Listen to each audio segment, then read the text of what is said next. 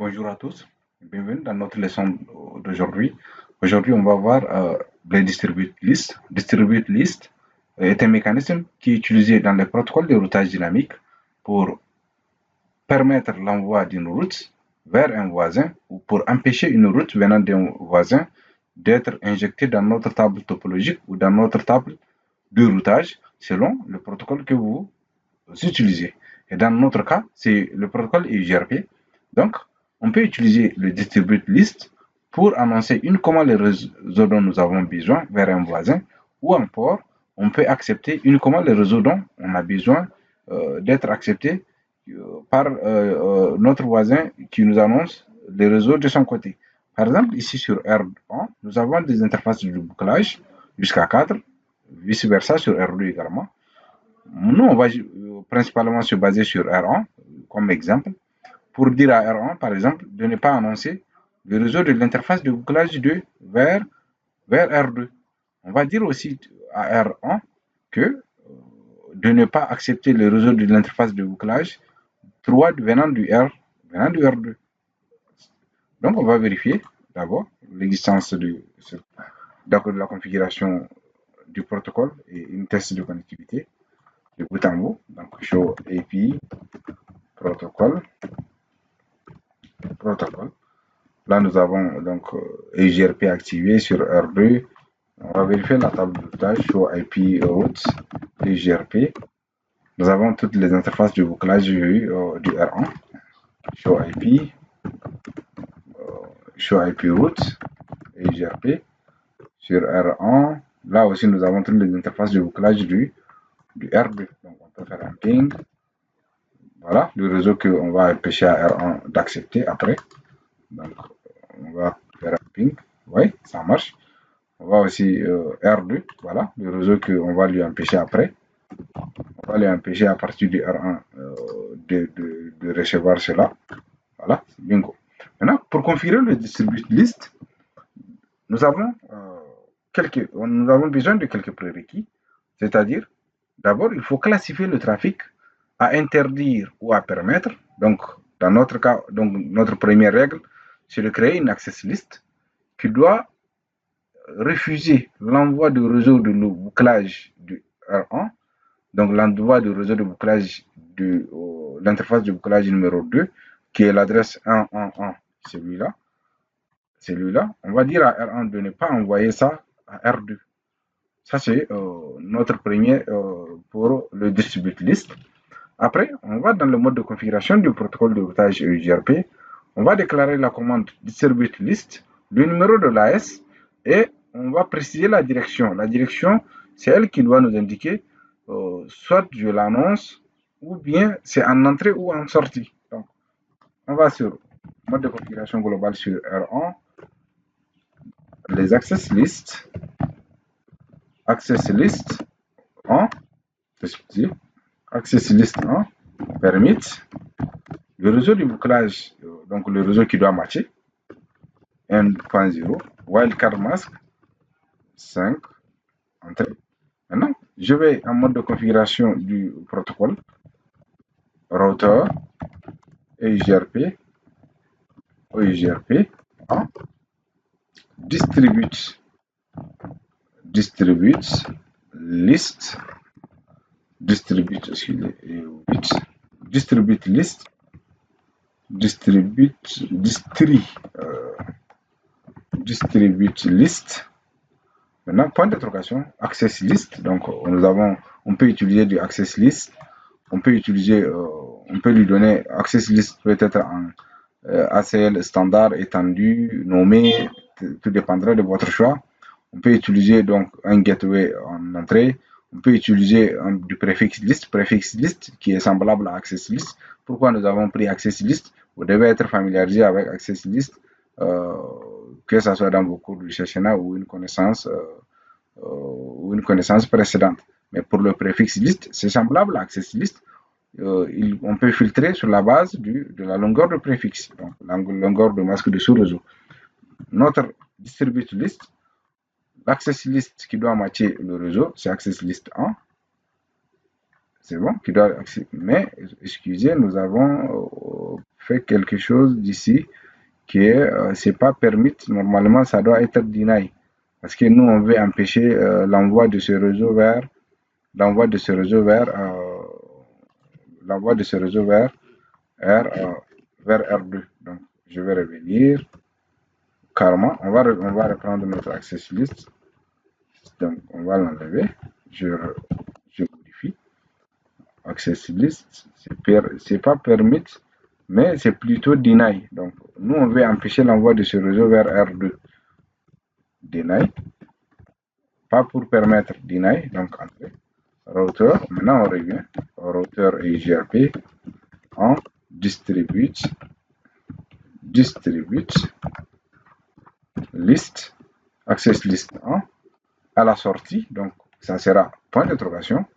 Out, donc la direction, on va dire que je vais annoncer le réseau qui est dans l'access list numéro 1. Je vais, c'est-à-dire à la sortie, il faut qu'à la sortie, cette distribute list doit matcher avec access list 1 qui est refuser ce réseau. Donc, dans la commande distribute list, il faut distribuer le réseau. Maintenant, il le soumet, il regarde quel est l'access list. Access list numéro 1. Access list numéro 1, il empêche le réseau de sortir. Donc, il va automatiquement refuser ce réseau en direction du out pour que ça soit matché. Donc, je vais faire entrer. Nous avons la possibilité aussi de choisir l'interface après le out. Si nous avons par exemple plusieurs interfaces vers la même direction, on peut choisir sur quelle interface on veut l'appliquer. Je reviens. On peut clearer le voisinage. Clear. Ah, il a déjà, IGRP, il a déjà récité. Donc, il a réinitialisé la connexion.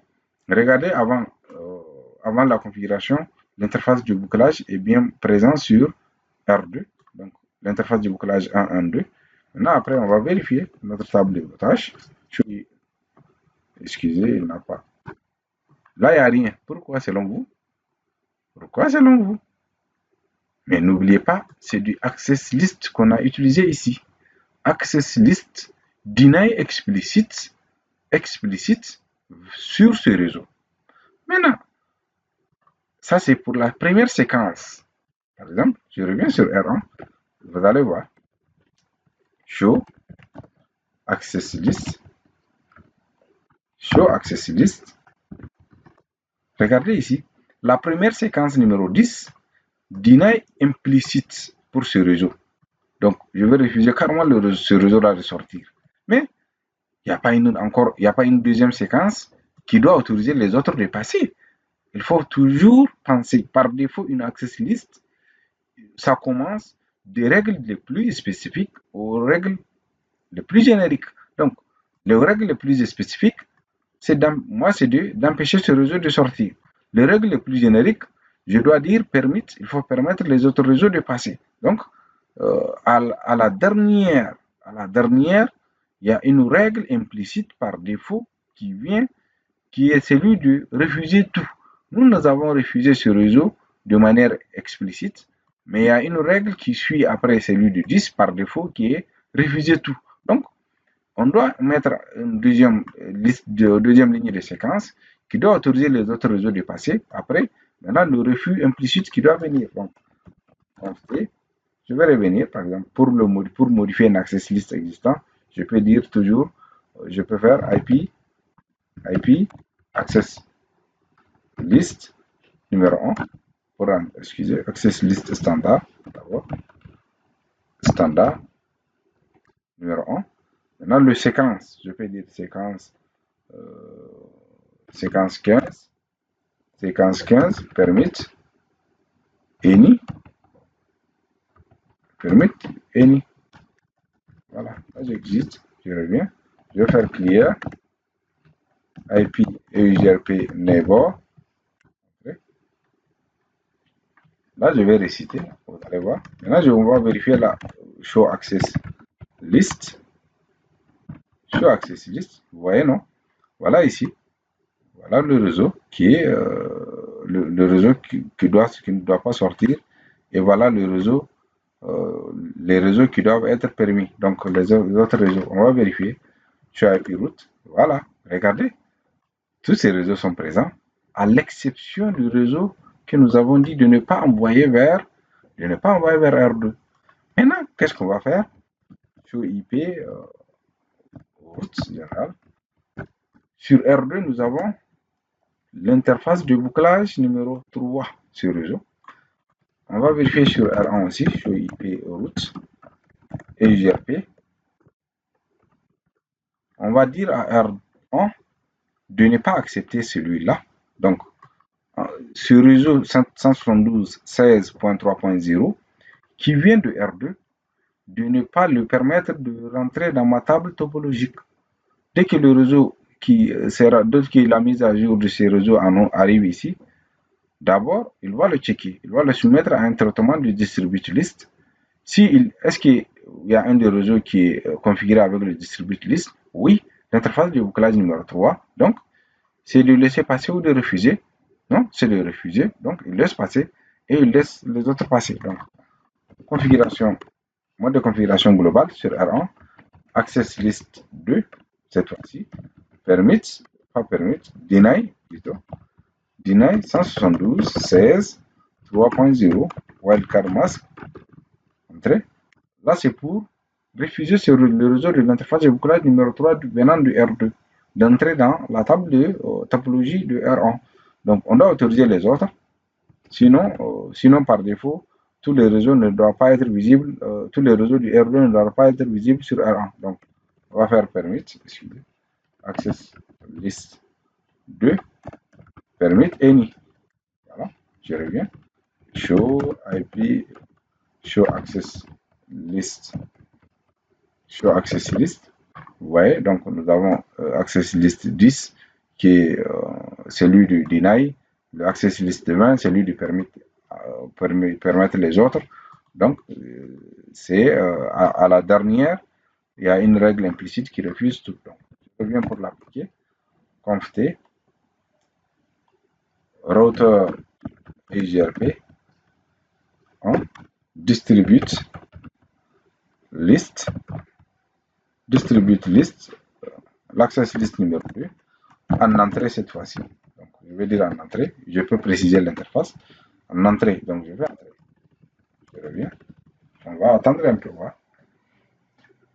Jusqu'à ce que le protocole réinitialise lui-même le voisinage. On va attendre un peu, ou bien on force pour gagner du temps. Clear. Ah, il a réinitialisé, comme s'il a entendu que je suis prêt ici. Là, on va vérifier show IP, routes et GRP. Regardez, là, nous avons uniquement les réseaux du bouclage du 1, l'interface du bouclage 0, l'interface du bouclage 1, l'interface du bouclage 2 du R2. On n'a pas l'interface du bouclage 3. Donc, on va vérifier la table topologique. Show IP et GRP topologie. Regardez, sur la table topologique, même sur la table topologique, ça n'y est pas parce que dès que le réseau arrive, c'est-à-dire sur notre interface, il sera soumis à une vérification avant de le laisser passer, de rentrer dans la table topologique, à plus haute raison d'aller dans la table de routage global. Maintenant, si on vérifie avant notre configuration sur la table de routage, vous voyez, ça existait déjà ici. J'espère que ça vous a permis de savoir comment est-ce que Distribute List fonctionne. Distribute List est utilisé généralement lorsque, par exemple, vous interconnectez deux sites distants, un succursale et un site central, et que, par exemple, plusieurs sous-réseaux sont annoncés. Et c'est parmi ces sous-réseaux, par exemple, le site central utilise un seul réseau de départ, qui sont découpés en des petits morceaux dans le cadre de la segmentation, et ils sont annoncés dans un protocole de routage. Côté du succursale, par exemple, vous ne voulez pas que certains sous-réseaux apparaissent dans la table de routage du routeur de succursale. Vous pouvez utiliser du distribute list pour limiter uniquement les réseaux qui doivent être accessibles par ce succursale. J'espère que ça a été clair pour vous. On se dit à la prochaine. Merci.